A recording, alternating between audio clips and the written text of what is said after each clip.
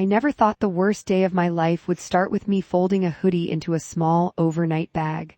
My name is Sarah Mitchell, 34, single mom to the brightest, most sensitive little girl in North London. Emily is 8, all freckles, wild curls, and questions that cut straight to your soul. Her dad, Mark Thompson, my ex, had been out of our flat for 6 months after I finally caught him with his work colleague in our bed. The divorce was ugly. The cheating, the gaslighting, the way he made me feel like I was crazy for wanting loyalty. I was done, or so I told myself. That morning I just wanted closure. One last conversation. Return his grandmother's watch, tell him I was moving on, and shut the chapter for good. I wasn't running away. I was finally standing up, but Emily saw the bag. "Mummy, are you leaving me too?" Her voice was tiny, barely above a whisper. Those big green eyes, the same shade as her dad's, filled with tears. I dropped everything and hugged her so tight I thought I'd break her little ribs. "Baby, no, never. Mummy's just going to see Daddy for 5 minutes and coming straight home." "Promise?" She nodded, but I saw the doubt. Kids who have watched their world shatter once never quite believe the second promise. I kissed her forehead, left her with my sister Chloe, and drove to Mark's new place in Islington feeling sick. He opened the door in the same gray hoodie he always wore when he wanted to look harmless. The watch changed hands. Words were said, calm ones from me, defensive ones from him. I turned to leave. That's when my phone started exploding. 20 missed calls from Chloe, then a text that made my blood freeze. "Emily's gone. She thought you weren't coming back. She ran." The next 4 hours were hell. Police, neighbors, parks. I was screaming her name until my throat was raw. Mark actually had the nerve to show up at the station acting concerned, playing the worried father for the officers. We found her at 9:47 p.m. behind the community center, curled up under a slide, clutching the teddy bear I'd bought her the day she was born. She was shivering, lips blue. When she saw me, she didn't run into my arms. She flinched. "You packed a bag," she whispered. "Just like Daddy did before he left forever." That moment destroyed something in me, not sadness, something colder. Sharper. Mark had spent months telling Emily I was unstable, that Mummy might go away like he almost did.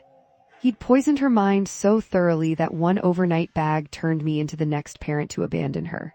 I smiled at the police, thanked them, took my daughter home, made her hot chocolate with extra marshmallows, and read 3 bedtime stories. But inside, a switch had flipped.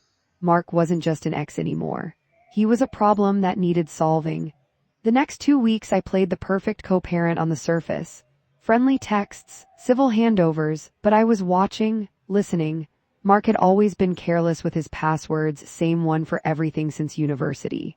While Emily was at school, I sat in a cafe and opened the shared Google Drive he still hadn't removed me from. What I found made me feel physically sick. Not just more women that I expected. He'd been siphoning money from the joint account we'd kept open for Emily's school fees. Small amounts at first, then bigger, thousands. He'd also been recording our arguments on his phone and editing them, making it sound like I was screaming at him while he was calm. Classic narcissist move. He was building a case to try for full custody. He wanted my daughter, the one person I would burn the world down for. Game on. I didn't scream, I didn't confront, I did something much worse. I became the version of myself Mark always accused me of being, but this time I actually was dangerous. First, I quietly moved every penny left in that joint account into Emily's trust fund, with legal advice, of course. I'm not stupid. Then I reached out to his work colleague, actually his boss's daughter, Amelia, sweet girl, 26. Had no idea he was still married when they started. I sent her the edited recordings and the original unedited versions. She was furious, but that was just the warm-up. Mark had been bragging on a dodgy lad's WhatsApp group about milking the ex and securing the bag through custody. One of the lads was married to a friend of my sister. Screenshots came flying in, bank transfer records, even messages where he joked about Emily being leverage. I compiled everything, beautifully, professionally, with timestamps and bank statements. Then I sent it to his boss, his parents, his new girlfriend's father, and the masterstroke to the family court judge handling our case through my solicitor. The custody hearing that was supposed to happen in 3 weeks, it never did. Mark's solicitor dropped him the day the evidence landed, but I still wasn't finished. The final scene happened at Emily's school summer fete, the one Mark had promised to attend so he could look like super dad. The whole community was there, face painting. Cake stalls, local influencers doing TikToks, perfect viral setting. I made sure Amelia was there too. When Mark walked in, smiling that fake charming smile, the entire marquee went quiet. Amelia walked straight up to him and threw a drink in his face. Not water, the bright red punch. You used me to hurt your daughter, she shouted. Phones came out, recording exactly as planned. Mark tried to spin it. The crowd wasn't having it. Someone started chanting, "Leave the kid alone." It spread like wildfire. I stood at the back with Emily's hand in mine. She didn't understand everything, but she saw her dad covered in red punch looking small. "Mummy," she whispered, "is Daddy going away now?"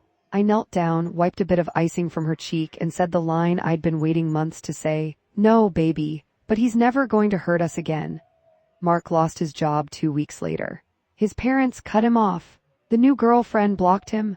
Last I heard, he's living in a studio flat in Zone 4, begging his solicitor to get some visitation rights. Me. I sold the old flat, moved us to a little house with a garden in Hertfordshire. Emily has her own room, painted soft yellow. She sleeps through the night now. Sometimes she still checks that my suitcase is empty when I come home. But every time she does, I pull her into my arms and tell her the same thing. Mummy went through hell so I could come back to you, and I always will. The internet found the Fate video. It has 4.8 million views now. People call me the Punch Mum. They send messages saying they left their own toxic situations because of my story. I didn't set out to go viral. I just wanted to say goodbye to my ex. Instead, I said goodbye to the version of me who let anyone make my daughter feel unwanted. And I made sure Mark will never forget what happens when you try to take a mother's child. Mums, if you're watching this and your gut is screaming that something is wrong,